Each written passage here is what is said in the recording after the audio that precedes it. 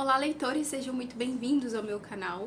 Hoje, então, eu quero conversar com vocês sobre os livros que eu já li deste livro enorme, que chama-se O Mil e Um Livros para Ler Antes de Morrer.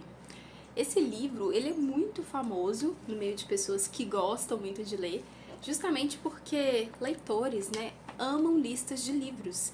Então, este livro, ele faz parte de muitos projetos de vários leitores, onde se propõe ler aqueles livros que se gostam ou todos os livros que constam aqui.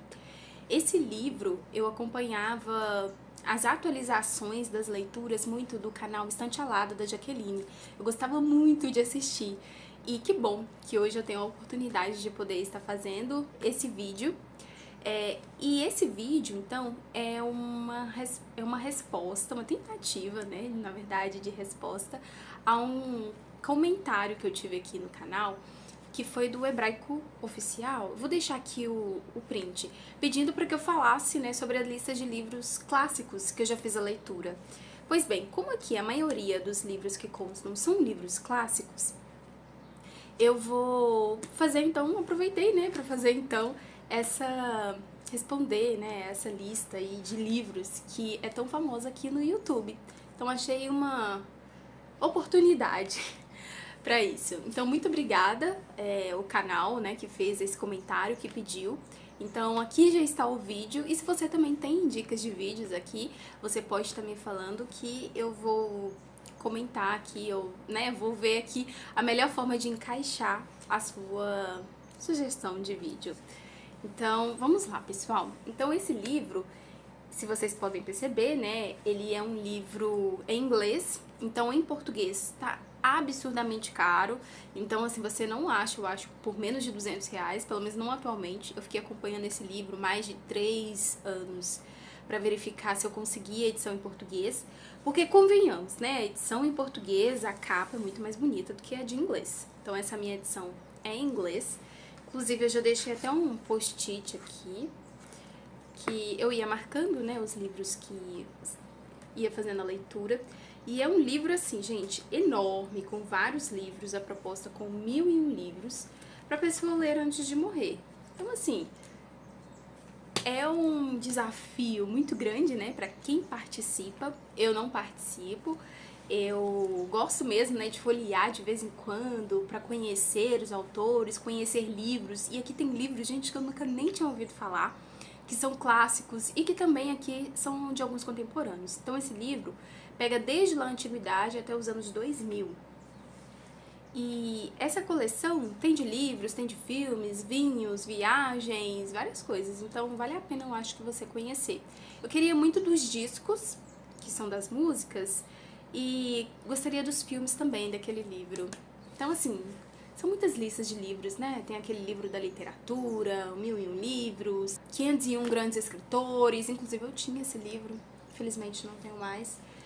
Enfim, então vamos conversar com vocês. Vou conversar com vocês os livros que eu já fiz a leitura, então atualizado até esse ano de 2023. Vou mostrar aqui não por ordem do que eu li, mas aqueles peguei até mesmo, né, por conta do tamanho. Coloquei os maiores embaixo e os menores em cima. Então, anotei aqui no meu caderninho de leituras os livros que eu já fiz a leitura desses 1001 livros para ler antes de morrer. Foram cerca, então, de 13 livros que eu vou apresentar agora mesmo pra vocês.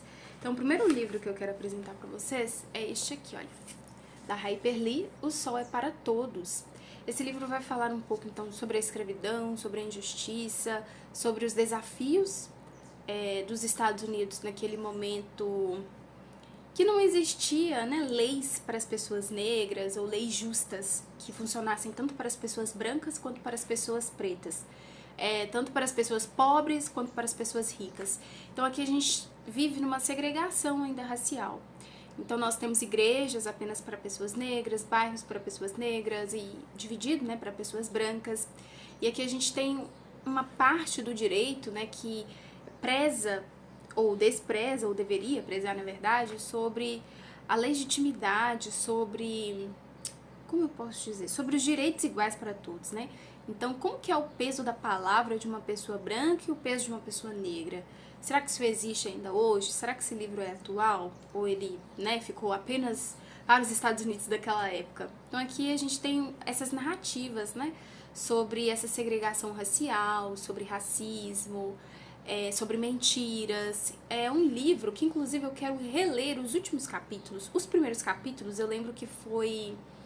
que eu lembro de alguns relances, mas os últimos capítulos, se eu ler, eu consigo entender mais o início do livro.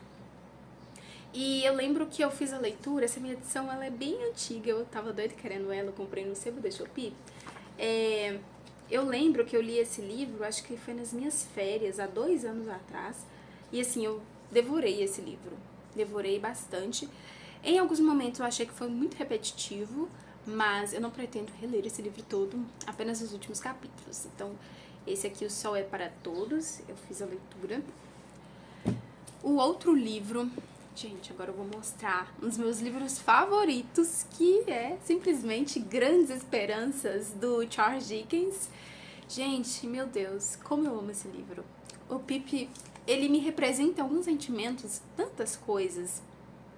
Ele sabe expressar sentimentos das crianças que muitas vezes não são expressados, que as crianças não contam para os adultos. E assim, a gente já foi criança, então... eu, pelo menos, já passei por cada perrengue que às vezes eu não contava pros adultos, não contava pros meus pais. E o Pip, ele passa por tantas coisas, a gente consegue se conectar com a dor, com o desespero dessa criança.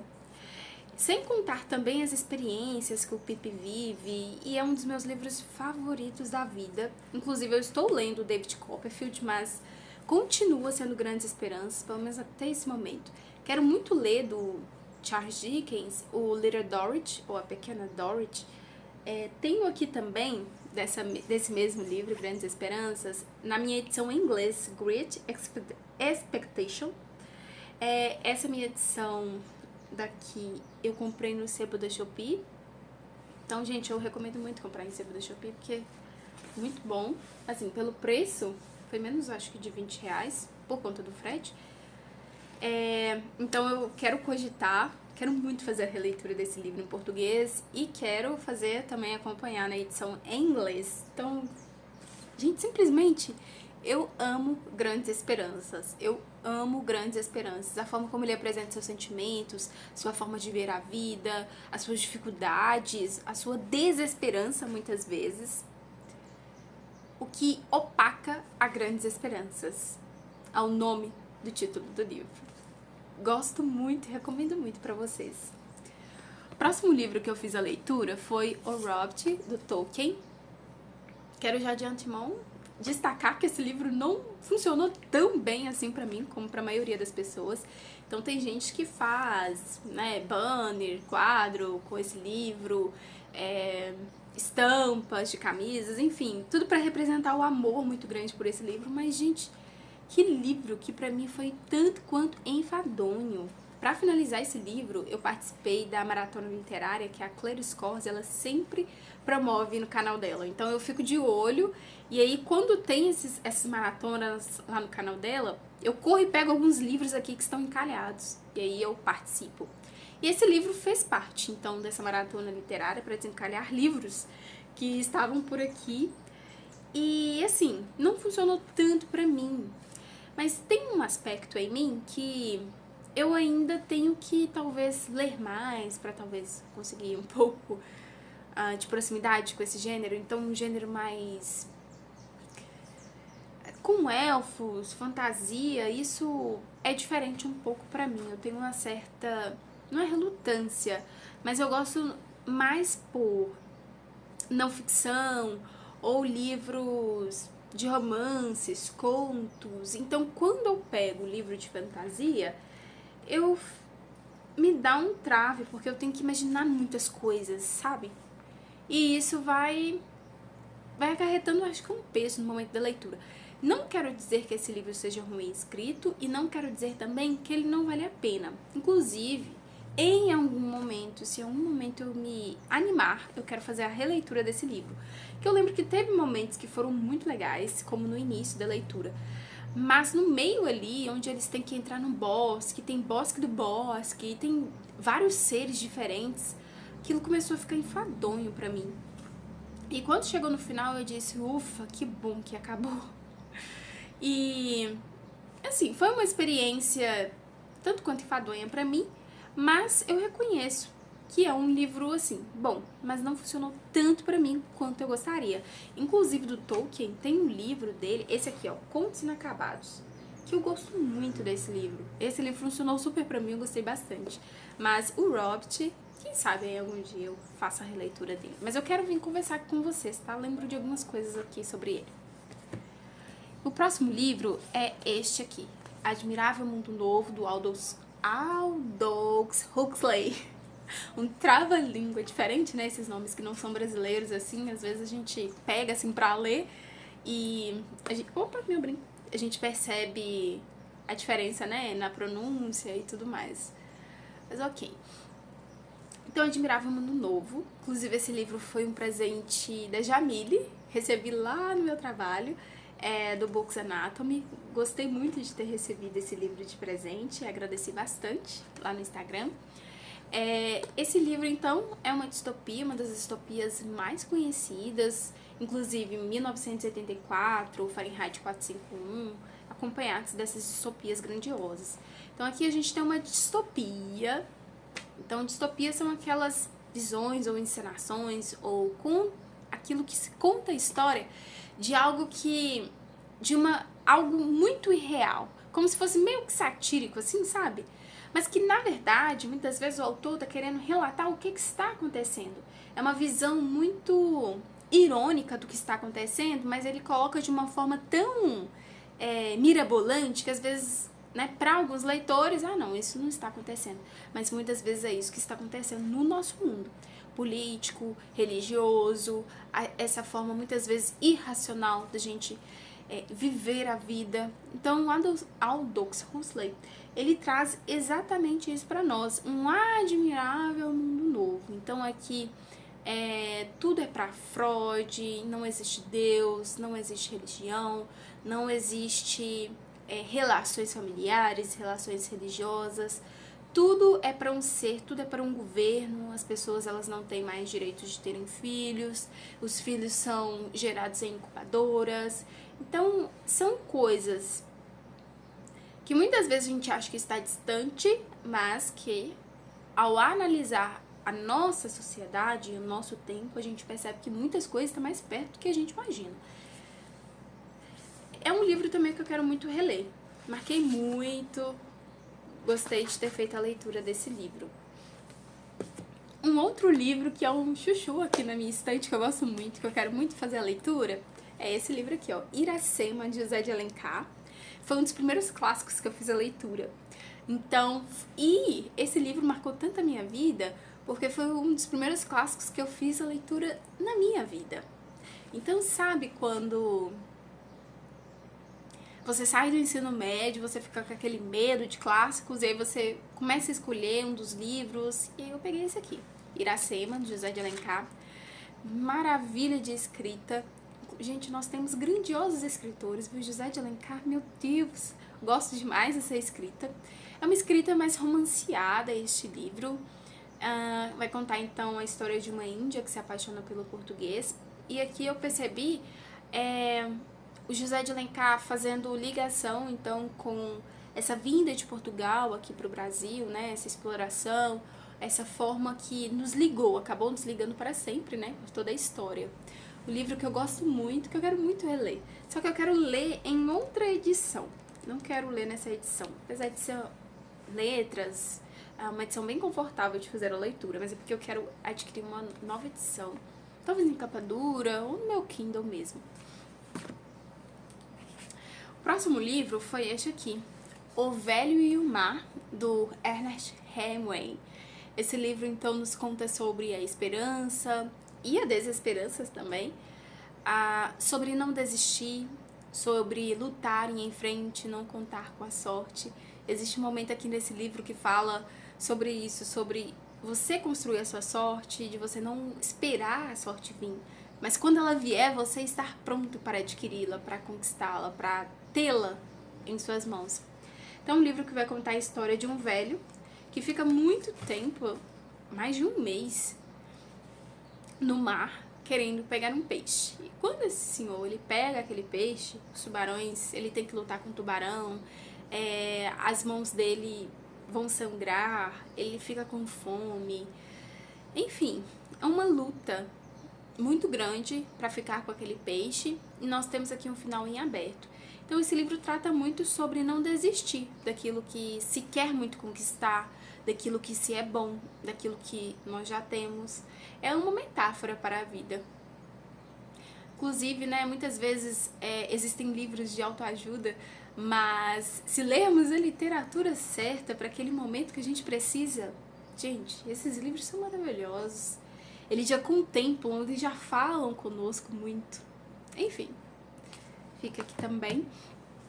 Próximo livro que eu li e que é um dos meus favoritos da autora, na verdade, até o momento é o meu favorito da autora, que é este, ninguém mais, ninguém menos, da Jane Austen, Razão e Sensibilidade. Amo de paixão esse livro. Esse livro, então, vai nos contar a história também sobre o amor, sobre a decepção, sobre o primeiro amor, sobre ilusões que muitas das vezes podemos criar, expectativas sobre as pessoas. Vai contar, então, a história, né, de amor e de encontro e reencontro de Marianne e de Eleanor. A Eleanor é a minha personagem favorita até o momento, assim, da Jane Austen, das personagens. E de livros, eu acho que também, assim, em geral, ela sempre está, assim, nos meus pensamentos, a Eleanor. Eu quero muito ler esse livro por conta da Eleanor. Inclusive, aquele filme da Emma Thompson, do Razão e Sensibilidade, dirigido por ela, é um dos meus filmes favoritos. Mowgli e Razão e Sensibilidade são os meus filmes, assim, favoritos. Jurassic Park também, gosto bastante. Mas porque ela representa tanto aquela sensibilidade, maturidade, razão que a Eleanor aqui desse livro também transmite. Então, quero muito reler esse livro, muito mesmo. É um livro, assim, um pouquinho grande, né, nessa edição, mas vale super a pena. Outro livro da Jane também que eu já fiz a leitura é este livro, nessa edição, que o meu esposo me deu de presente de aniversário, acho que quando eu fiz 22 ou 23 anos, não lembro. Mas até os post-its combinaram, não sei se tá conseguindo focar. Mas enfim, um livro, né, que dispensa aí apresentações, Orgulho e Preconceito, acho que todo mundo já ouviu falar. Mas é aquele livro, né, que exatamente trata sobre isso, né? Sobre orgulho, preconceito, sobre essa forma de julgar muitas vezes as pessoas, o sentimento das pessoas antes de conhecê-las, sobre aproveitar também as oportunidades, orgulho e preconceito. Mas eu quero muito vir conversar com vocês. Inclusive eu tenho nessa edição e tenho nessa edição também que é bilíngue e que inclusive tem a capa do livro, por isso que eu comprei. Lindo, lindo, lindo. Aí aqui é a edição em português e aqui no final é a edição em inglês. Os capítulos são divididos como se fossem da Bíblia, sabe? E eu comprei muito por conta da capa. Eu achei super lindo o Mr. Darcy e a Elizabeth aqui. E o próximo livro, então, que eu fiz a leitura é este aqui. É Isto, o Homem, do Primo Levi, ou Primo Levi. Esse livro, então, é um daqueles livros que corta o nosso coração ao fazermos a leitura, visto que foi um acontecimento, né? Foi algo verídico. É um daqueles livros dos campos de concentração.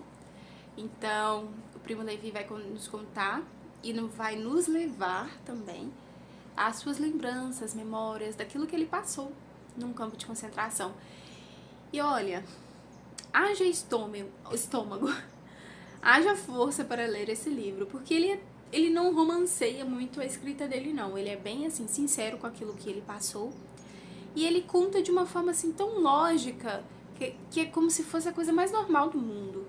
Mas é e foi uma coisa mais cruel do mundo. Enfim, um livro assim, leia naquele momento que você tá precisando agradecer, sabe? Pela vida que você tem, pela liberdade que você tem. Então, leia esse livro. Você vai perceber como é bom você ter a liberdade que você tem.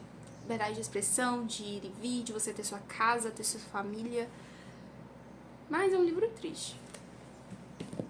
E aí, então, Foram 4 livros que eu fiz a leitura, que não tenho aqui físico, mas 2 estão no meu Kindle e 2 eu peguei emprestado da biblioteca aqui da minha cidade. Então, outro livro foi Menino de Engenho, José Lins do Rego. Então, esse livro, ele inicia aquela saga Cana de Açúcar. Então, uma saga, inclusive, aparentemente muito boa, pelo menos o primeiro livro é muito bom, e que é muito desconhecida aqui no Brasil, e eu acho tanto quanto pouco lida. Vai contar a história, então, de um menino que vai pra cana-de-açúcar, né, ali do seu avô. Seu avô é um homem muito rico, né, um fazendeiro de engenho. Os pais, né, ele fica órfão de pais, a mãe morre muito cedo, vitimada pelo próprio pai, pelo próprio esposo, né, que é pai do personagem principal. E ele então vai crescendo, né? Vai passando o tempo, ele vai crescendo, ele vai conhecendo novas pessoas, ele vai convivendo com os escravos. Então aqui a gente está vivendo num tempo onde o Brasil é escravocrata ainda. Então a gente percebe mudanças de clima, mudanças de personagens. Então é o crescimento do menino Luiz. Acho que é Luiz o nome dele mesmo. E eu gostei tanto de ter feito a leitura desse livro, mas eu preciso reler. Eu tinha gravado essa resenha do Menino de Engenho nessa minha câmera aqui, ó. Mas eu acho que perdi, não sei o que aconteceu, porque eu procurei, não encontrei. O próximo livro que eu também peguei na biblioteca da minha cidade, que eu fiz a leitura, é O Senhor das Moscas, de William Golding. Esse livro é uma metáfora dos nossos tempos. Eu diria que ele é aquilo que, se não existisse mais governo no mundo, sabe? Então vai contar a história de, acho que é um barco, sabe? Que se perde, fica à deriva e que várias crianças vão pra mata. E ele começa a dominância, né, de poder, quem é que manda, quem vai ser o líder, sacrifícios, enfim, algo assim, bestial.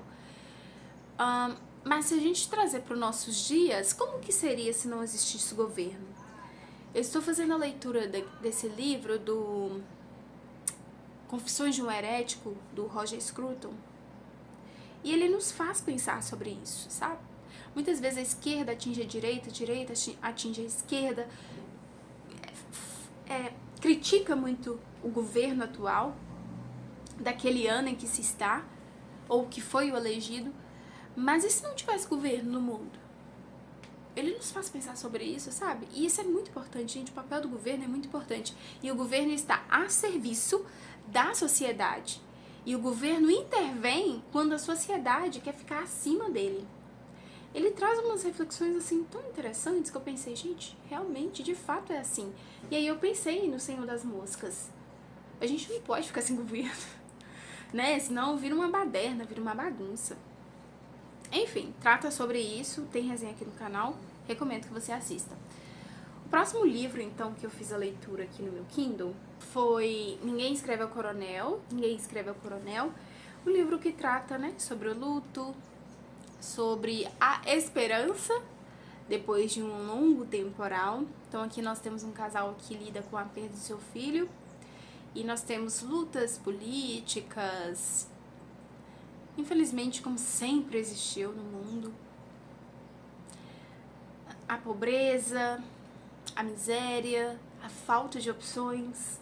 Tem uma resenha aqui no canal, recomendo muito que você assista. Vou deixar os links de todas as resenhas aqui embaixo. O próximo livro, que eu nem sabia que estava nessa lista, então, de 1001 livros para ler antes de morrer, e eu fiquei muito surpresa quando eu descobri que é, então, O Juiz e Seu Carrasco, do Frederick Duremach. Ok, minha tradução livre aqui do sobrenome e do nome desse autor. Então, é um livro de mistérios que existe um juiz e um carrasco. E aqui a gente precisa descobrir que deu cabo à vida de um dos policiais muito promissores. E aqui nós temos, então, a mentira, a inveja, a falta de coleguismo mesmo no trabalho, a usurpação, querer usurpar o lugar do outro. Esse livro trata sobre a forma como, se nós não olharmos para nós mesmos, cuidar daquilo que se passa dentro de nós, o que é que nós podemos fazer? Dá um medo assim de pensar, mas é importante que a gente pense. Então, inclusive, né, eu quero muito conversar com vocês sobre esse livro aqui no canal. Então, pessoal, pode vir surgir a dúvida de como é este livro por dentro. Então, esse livro, aqui é a capa, aqui é a lombada do livro, e assim é o livro por dentro. Então, vem tanto o título do livro, uma foto do autor, ou do livro, ou do filme que consagrou o livro. E é assim, ele é enorme. E aqui na frente nós temos, então, uma nota introdutória. E aqui, as contribuições, nós temos também a lista dos nomes dos livros. Então, aqui você pode estar conferindo qual livro que você já leu. Começa antes de 1800 e vai até 2000. E é assim que começa 1001 livros para ler antes de morrer. Então é isso, pessoal. Esses foram os livros que eu já fiz a leitura, na verdade. Tem livros que eu comecei e ainda não finalizei, como Don Quixote, David Copperfield, Walden ou A Vida nos Bosques, que inclusive eu estou fazendo a leitura atualmente.